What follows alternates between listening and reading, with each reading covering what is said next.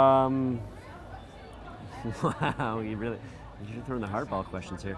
No, I have a number of other projects in development. I mean, like the comedy series and everything like that. The dream project for me is, I'd love to do at some point like a modern day version of Don Quixote. I mean,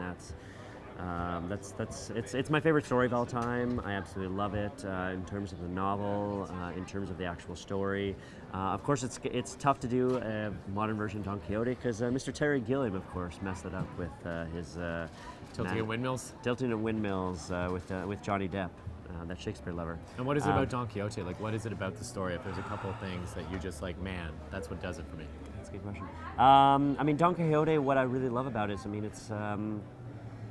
it's a man who kind of swims against the stream. It's someone who is just so incredibly passionate about something, and everybody else tells him he's crazy and he's an absolute lunatic to think that it's a day of chivalry and that there are damsels in distress around him, and that you can contribute and bring make society a better place. But he's just hell bent on it, and is he crazy or is he not?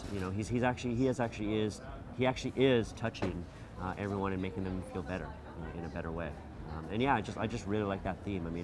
It's done in Don Quixote. It's done in Harvey, the original film with my boy Jimmy Stewart.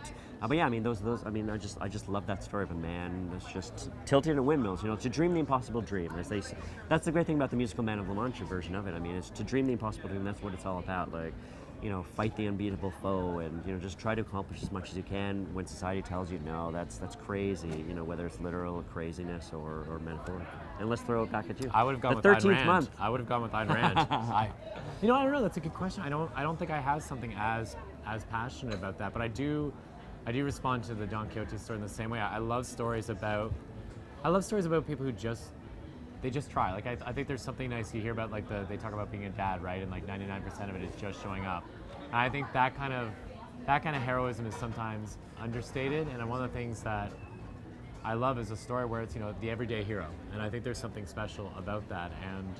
And I think it's nice. I think sometimes we get caught up thinking of I've got to be better than I am, or self-improve. I should always be better. I think there's something really interesting about those heroes who they don't know if they can be better or they're going to be better, but they're going to step out there and try to make a difference. And I think that's why stories like Don Quixote are great stories. And I think, and I'm also a sucker for a love story. So. Oh yeah, of course. So we should probably bring this a little more back onto topic. Well, we're kind of on topic. Well, so what's next for Kill Shakespeare? We're here at the New York Comic Con. There's the first trade of Kill Shakespeare here. There's the second trade of Kill Shakespeare here. There's the very popular line of Shakespeare merchandise. There's buttons, there's t-shirts, there's a stage play, there's a video game in development, there's a screenplay in development. But what else is going on with Kill Shakespeare? There was an important announcement, I believe, was made at this New York Comic Con. Yes, that's. I have no idea how you knew about that, but I helped co-write the press release. That's a good point, actually. We're very happy to announce that based on demand. Our first volume, as Connor was just pointing out, it's almost sold out again, so we're gonna have to go into fifth printing very shortly.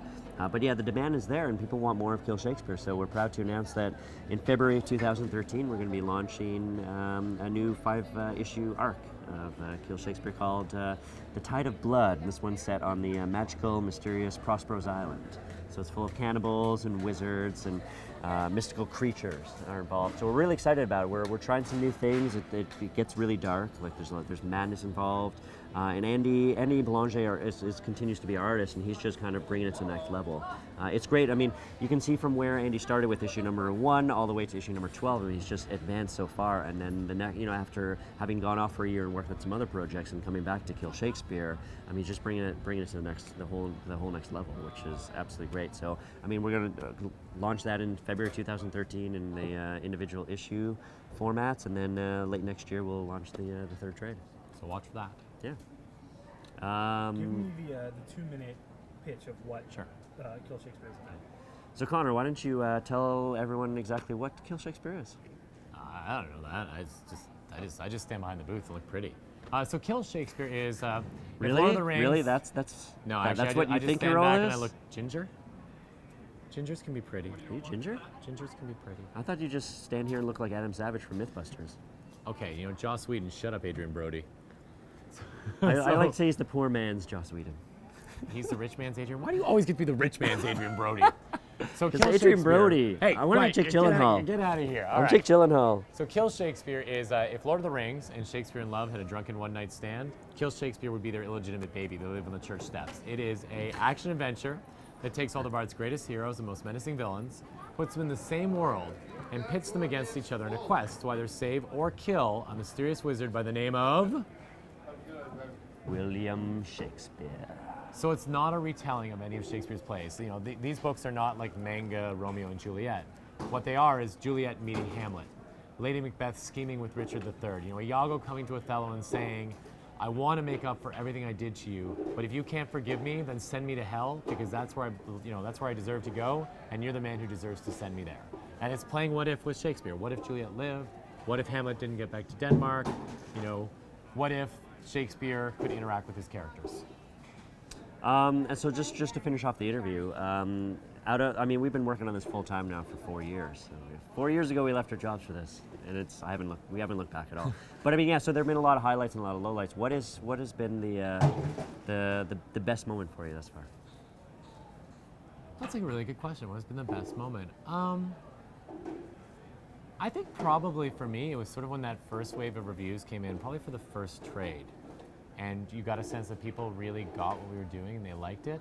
And then right on that time was when you would start meeting people who'd bought single issues. And we'd gone to shows enough where we're kind of coming around to shows for the second time. And people would come up to us and say they were so excited to see the graphic novel because they loved the book and they got like 2 issues and then they couldn't find the rest. And they were really upset because they were suddenly like, what if I don't get to finish this story? And that was really cool. I don't know, that made me feel like we told a story that mattered to people. And that was neat. I was really happy about that. What about you? Very similar. I mean, I'll go with the Tom Stoppard, who obviously was an inspiration for both of us. But I mean, his work on Shakespeare in Love and Rosencrantz and Guildenstern Are Dead, and just everything. I mean, the fact that we reached out to him, and and he wrote his personal note back and told us that he really enjoyed it and was a fan. I mean, something like that is just absolutely extraordinary, and just kind of goes, wow, here's someone you've always put on a pedestal. And they're all of a sudden saying that they're enjoying reading what you're working on, and that's just. So was that a sneaky way of getting a Tom Stoppard blurb into a Kill Shakespeare discussion? Just throwing it out there. Just kind of a backdoor. It's not an official blurb, but if we were going to show, we're not allowed to show it. So can we show the back of it? We're going to show the back of it. We may or may not have some sort of Tom Stoppard thing. Now, nobody at home is allowed to slow down that and then enlarge that because we would get in trouble. Yes. It would be Connor and Anthony are dead. Exactly. So yeah, Fictional Frontiers fans, thank you so much for sticking with Kill Shakespeare. You guys have been some of our biggest, earliest fans. Sohaib, even though he, was kind of lazy, ditched us for this interview and decided that he wanted us to do the heavy lifting for him. He's been one of the real champions of the book, so it's actually a real pleasure to get to do stuff with Fictional Frontiers. Yeah. And yeah, keep reading the books. We'll keep writing them. Show me the back of that vest.